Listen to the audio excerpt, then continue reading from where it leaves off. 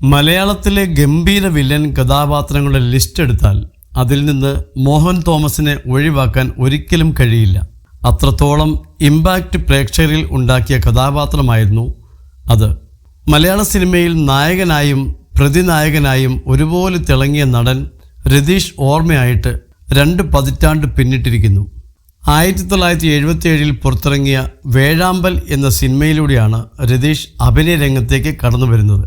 ഉൾക്കടൽ എന്ന KG ജോർജിൻ്റെ സിനിമയിലൂടെയാണ് നടൻ എന്ന രീതിയിൽ രതീഷ് ശ്രദ്ധ നേടുന്നത്. 1981 തുഷാരം എന്ന സിനിമയിലൂടെയാണ് താരം മലയാളത്തിലെ സൂപ്പർ സ്റ്റാറായി മാറുന്നത്. ഈ സിനിമയ്ക്ക് ശേഷമാണ് ജയന് ശേഷം രതീഷ് എന്ന് പ്രേക്ഷകർ പറയാൻ ആരംഭിച്ചത്. 1990 സൂപ്പർ സ്റ്റാർ പരിവേഷത്തിൽ നിന്ന് വില്ലൻ റോളുകളിലേക്ക് രതീഷ് സജീവമാകുന്നത്.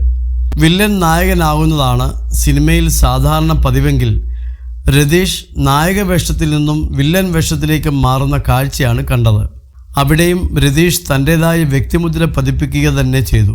മലയാളം, തമിഴ് എന്നീ ഭാഷകളിലായി 158 സിനിമകളിലാണ് രതീഷ് അഭിനയിച്ചത്.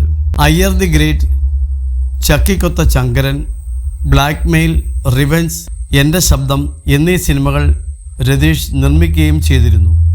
2001 സീരിയലുകളിലും രതീഷ് അഭിനയിച്ചിരുന്നു. ഇതിനിടയിൽ തമിഴ്നാട്ടിലെ കമ്പത്ത് നടത്തിയ കൃഷി നശിച്ചതോടെ വലിയ സാമ്പത്തിക നഷ്ടത്തിലേക്ക് രതീഷ് കൂപ്പുകുത്തിയിരുന്നു. വില്ലൻ വേഷങ്ങളിലൂടെ സിനിമയിൽ വീണ്ടും സജീവമായെങ്കിലും ജീവിതം പിടിച്ചു നിർത്താമെന്ന് കരുതിയ താരത്തെ വിധി മുൻപോട്ട് കൊണ്ടുപോകാൻ അനുവദിച്ചില്ല. തൻ്റെ 48-ാം വയസ്സിലാണ് രതീഷ് ഹൃദയാഘാതത്തെ തുടർന്ന് അന്തരിച്ചത്. രതീഷിൻ്റെ മരണശേഷം അദ്ദേഹത്തിന് കുടുംബത്തിന് തണലായി നിന്നത് നടൻ സുരേഷ് ഗോപിയും ഭാര്യ രാധികയുമായിരുന്നു. രതീഷിൻ്റെ മക്കളിൽ 2 പേർ സിനിമയിൽ സജീവമാണ്.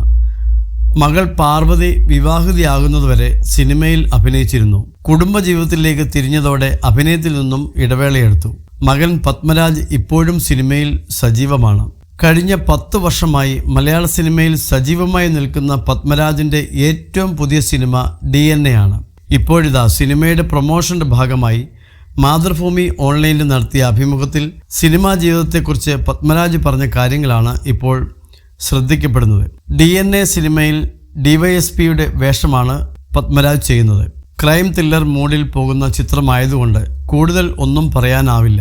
മുമ്പും പോലീസ് കഥാപാത്രങ്ങൾ ഞാൻ ചെയ്തിട്ടുണ്ടെങ്കിലും DNAയിലേത് കുറച്ച് ദൈർഘ്യമുള്ള റോളാണ്. ജോഷി സാറും സുരേഷ് ബാബു സാറുമാണ് ഞാൻ ജോലി ചെയ്തതിൽ ഏറ്റവും സീനിയർ സംവിധായകർ. സുരേഷ് ബാബു സാറിനൊപ്പം ജോലി ചെയ്ത അനുഭവം എന്തായിരുന്നുവെന്ന് ചോദിച്ചാൽ എൻ്റെ അച്ഛനെക്കുറിച്ചുള്ള ഒരുപാട് കഥകൾ സാറിൽ നിന്ന് കേൾക്കാൻ പറ്റി എന്നതാണ്. കരിയറിൻ്റെ തുടക്കത്തിൽ ചില അഭിമുഖങ്ങളിൽ വില്ലൻ വേഷങ്ങൾ ചെയ്യാൻ താല്പര്യമുണ്ടെന്ന് ഞാൻ പറഞ്ഞിരുന്നു. യഥാർത്ഥത്തിൽ അച്ഛൻ്റെ വില്ലൻ വേഷങ്ങൾ കണ്ട് പ്രചോദനം ഉൾക്കൊണ്ടാണ് അക്കാര്യം പറഞ്ഞത്. പിന്നെ ഒരുപാട് വില്ലൻ കഥാപാത്രങ്ങൾ തേടി വരാൻ തുടങ്ങി. 10 വർഷത്തിനിടെ 20 ചിത്രങ്ങൾ ചെയ്തു. എല്ലാത്തരം റോളുകളും ചെയ്യണമെന്നത് എൻ്റെ വ്യക്തിപരമായ തീരുമാനമാണ്. ദീപു കരുണാകരൻ സംവിധാനം ചെയ്ത ഫയർമാൻ എന്ന ചിത്രത്തിലാണ് ആദ്യം അഭിനയിച്ചത്. പിന്നീട് അദ്ദേഹത്തിൻ്റെ തന്നെ കരിങ്കുന്നം സിക്സസിലും വേഷമിട്ടു. ഫയർമാനിൽ അഭിനയിക്കാൻ സെറ്റിലേക്ക് പോകുമ്പോൾ അമ്മ സുരേഷ് ഗോപി അങ്കിൾ, സുരേഷ് കുമാർ അങ്കിൾ എന്നിവരോടാണ് അനുഗ്രഹം തേടിയത്. നീ ഒന്നും കൊണ്ടും പേടിക്കേണ്ട, മമ്മൂക്കയുടെ സെറ്റിലേക്കാണ് നീ പോകുന്നത്, ഇക്ക എല്ലാം നോക്കിക്കൊള്ളും എന്നാണ് അമ്മ പറഞ്ഞത്. അമ്മ പറഞ്ഞതുപോലെ തന്നെ മമ്മൂക്ക എന്നെ അതുപോലെ നോക്കി. സിനിമയിൽ മാത്രം ഒതുക്കാൻ പറ്റുന്ന ബന്ധമല്ല അച്ഛനും മമ്മൂക്കയും തമ്മിലുള്ളത്. ഇപ്പോഴും അത് തുടർന്നു വരുന്നുണ്ട്. സുരേഷ് ഗോപി അങ്കിൾ MP ആയപ്പോൾ ഞാൻ മെസ്സേജ് അയച്ചിരുന്നു. ആ സമയത്ത് ഞാൻ നാട്ടിലുണ്ടായിരുന്നില്ല.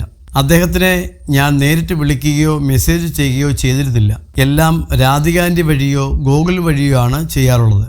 കാരണം അങ്കിൾ അത്രയും തിരക്കുള്ള ആളാണെന്നാണ് പത്മരാജ് തൻ്റെ വിശേഷങ്ങൾ പങ്കിട്ട് സംസാരിക്കവേ പറഞ്ഞത്.